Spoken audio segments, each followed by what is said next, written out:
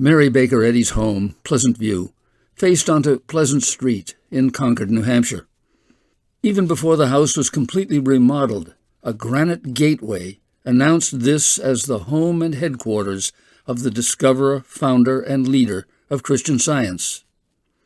Mrs. Eddy drove by that gate every day on her afternoon carriage ride.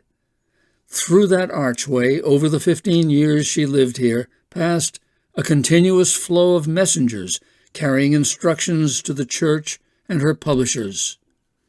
Members of her household staff coming and going at her direction. Christian Science workers from far afield. Church directors called here for meetings with Mrs. Eddy.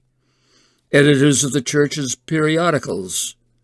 Civic leaders such as the mayor of Concord, and noted journalists like Arthur Brisbane and Sybil Wilbur seeking interviews.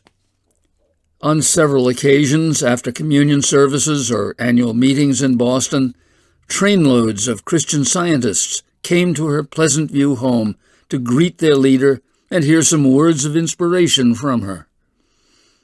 In 1903, some 10,000 of them passed through the gate to receive her gracious greeting, a gathering which she said represented the fulfilling of a prophecy of Isaiah.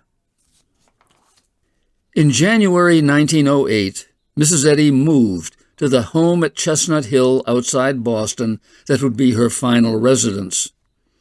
As she went forward, her longtime New Hampshire home was resolutely put behind her. By the 1920s, the vacated house in Concord had been removed, and a home for Christian Science practitioners and nurses in their senior years had been built. But the gate remained, a reminder of the prodigious work accomplished there. Mary Beecher Longyear and her son Robert, among others, stood beside it for photographs. In 1975, the gate, the summer house, and the fountain were still there, but it was announced that the Christian Science Board of Directors would be giving them to Longyear Museum for its collection. In April that year, they were installed on the grounds of Mrs. Longyear's former home in Brookline, Massachusetts, which was being utilized, according to her will, as the museum she had founded. The gifts stood there for the next 2 decades. In 1999, the Pleasant View Gate was moved to the newly built Longyear Museum. Settings for the gate, the summer house, and the fountain were specially landscaped to display them. Cheryl Moneyhun, longtime collections manager, lent a hand to the stonemasons. In the following years, the fountain was rebronzed and painstakingly restored. Then, the wooden summer house, gazebo, was rebuilt and repainted. This year it was the iron gate's turn to be restored for the years ahead. The gate was carefully removed from the arch by craftsmen from the DeAngelis Ironwork Shop in Easton, Massachusetts.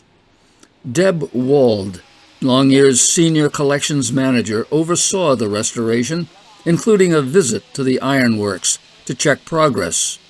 The process spans several months and exemplifies the museum's stewardship of artifacts, records, and historic houses placed in its care. The workshop stripped the gate down to bare iron to assess condition. The 130-year-old structure showed some wear and tear. In some cases, new pieces had to be forged and welded into place. Then each assembled section was submerged in a galvanizing bath of molten zinc that covered them with a corrosion-resistant surface. The coated sections were bolted and welded together to form the 2 gates, which were finished with a special painting process. After inspection, the gates were brought back to Longyear for reinstallation.